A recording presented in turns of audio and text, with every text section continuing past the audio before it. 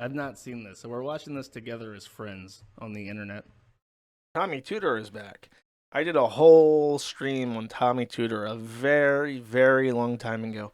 One of the only streams I've ever done where I've had a guest appearance because the two other admins that were around the Kiwi Farms at the time, Yawning Sneasel and Imspecs, uh, helped me out with the deep lore of Tommy Tooter. It's so long, so sophisticated, that it's really impossible to sit down and actually try to figure out what the happened. I did talk to him. You're right. I've spoken to Tommy. He's back. He's been gone for a long time, and as it turns out, he's been held against his will in a psychiatric facility. I think he troubled the police enough where they put him into some kind of treatment place, and now he's out, and he gets to blight the world with his presence. And so, the one thing that he decided to do is he would go onto a website called Nextdoor and start with unhinged ranting. Now, I should warn you, I've been told that this is funny, but I've not actually pre-checked it, so I'm gonna kind of skip around. Um, Says anyone here who lives in the neighborhood familiar with South Tucson city plans for development of the El Paso and Southwestern Greenway. My company, Real Things International, is contemplating a request for eminent domain on behalf of my group. Um, so his Real Things International company, I think it's like an unincorporated company. It might be incorporated, but he basically just sells rocks. He wanders around the Arizona desert and tries to find shiny rocks and then sells them as like gemstones and crystals. And he computes in his head that they're worth like $100 each, even though they're just like shiny rocks that he found wandering around in the desert. So he's threatening to go after the city for land as a part of his eminent domain pitch for whatever reason. Um, okay, so the people of Nextdoor have found Nextdoor is an app. If I remember correctly, it's an app where it's kind of like a local Facebook. So you join it and you're like, oh, I'm in this area, and then you talk to your neighbors. So Tommy Tooter was poosing around in his Nextdoor area in Tucson. And this person decided to ring the bell. Bruce Mullins, he says. So I was just posting in a thread last night, and one of the people in the thread sent me a DM. Within the first few messages, the person shared with me details about how they had touched a child inappropriately.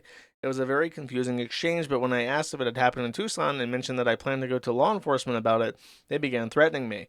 I don't know what to do about this, but my interaction with this person I felt was very important to let people in the neighborhood know, keep your kids safe.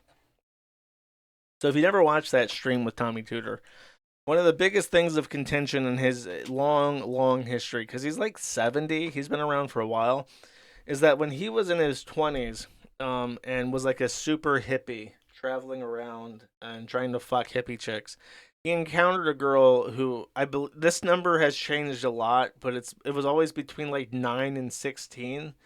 And the way he's described it variously was that she was a certain age and had been sexually active since she was 9 years old. That part's already always consistent. I'll actually read his message because this is the part that jumped out.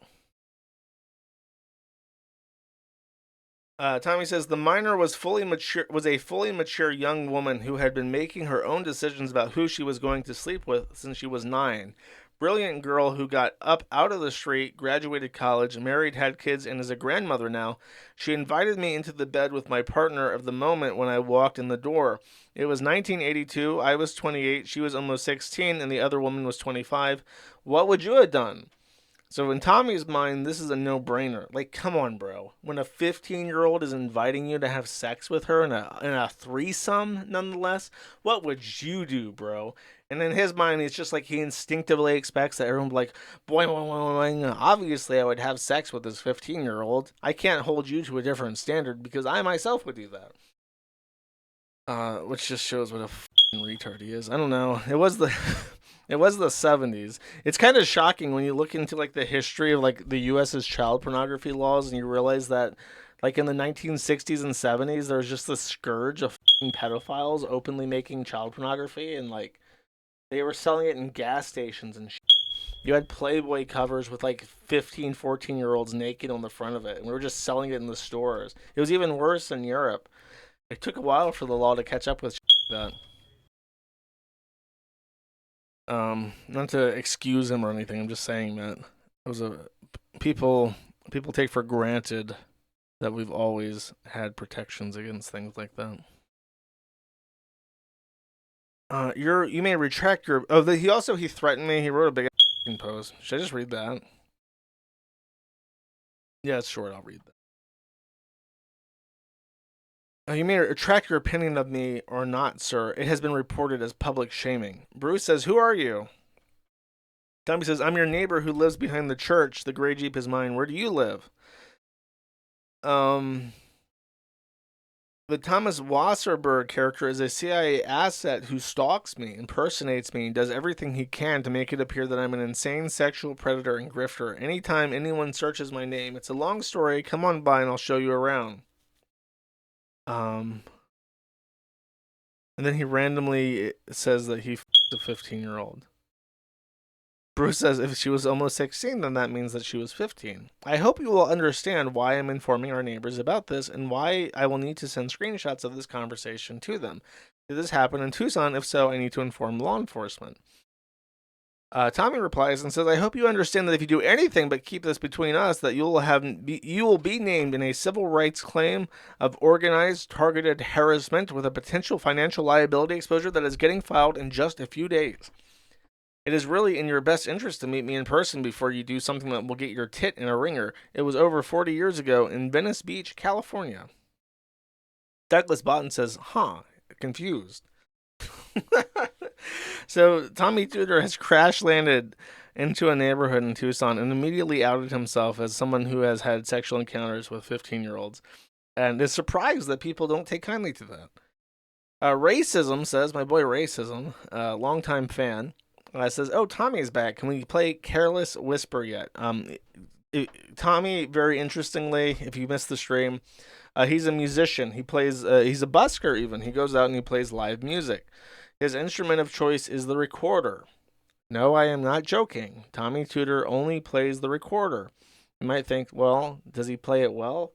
No, he doesn't. He's very bad at it. He plays the recorder very poorly. He goes into public and he busks playing a plastic recorder in public very poorly. He says, I have the sheet for it now and I can play it, but I need to work up to it before I put it in public, and I have no desire to work up to it until somebody wants to commission a recording. That's his line. Whenever, like, if you ever talk to him about something or you're making fun of something, he says, okay, well, you don't get to talk about my Facebook post unless you give me money. You don't get to criticize my music unless you give me money for it first. And it's like, no, I'm not doing that. He always tries to like hustle you for like $50 or whatever for rights to make fun of him.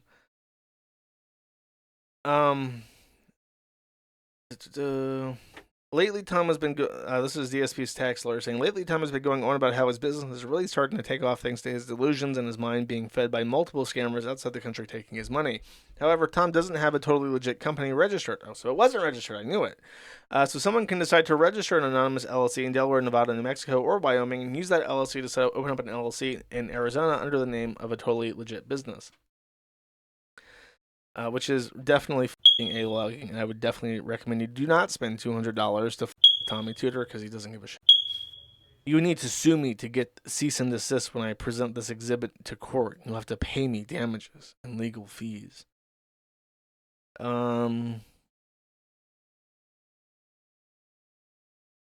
See, I signed up tonight, made a couple posts, and asked Twitler a question. If any of your disinformation comes up, it will be dismissed as fan fiction generated by a gang of deep state cyber criminals, which is what the Hoffman Group is. Oh my God, the Hoffman Group. Nobody tell him about f***ing Gabe. He'll lose his f***ing mind. That's stupid.